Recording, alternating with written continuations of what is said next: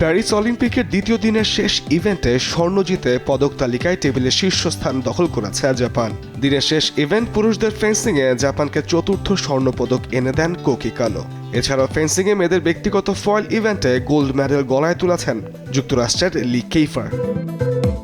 দ্বিতীয় দিনে ছিল সাঁতারের একাধিক ইভেন্ট, যেখানে 100 মিটার ব্রেস্টস্ট্রোকে চ্যাম্পিয়ন হয়েছেন ইতালির নিকালো মার্তিনেগি। এদিন 400 মিটার ব্যক্তিগত মেডেলিকে অলিম্পিক রেকর্ড করে ফরাসিদের আনন্দে ভাসিয়েছেন লিও মার্শার। আর মেয়েদের 100 মিটার বাটারফ্লাইয়ে স্বর্ণপদক জিতেছেন যুক্তরাষ্ট্রের তোরি হুস্কে।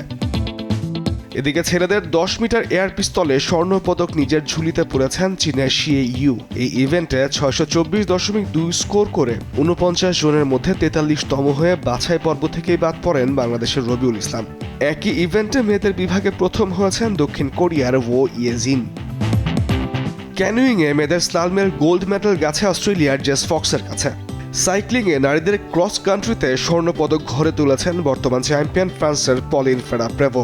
এছাড়াও দলগত নারী আর্চারিতে চীনকে হারিয়ে নিজেদের শ্রেষ্ঠত্ব প্রমাণ করেছে দক্ষিণ কোরিয়া। তামিমুর রহমান, স্পোর্টস ডেস্ক, দেশ টিভি।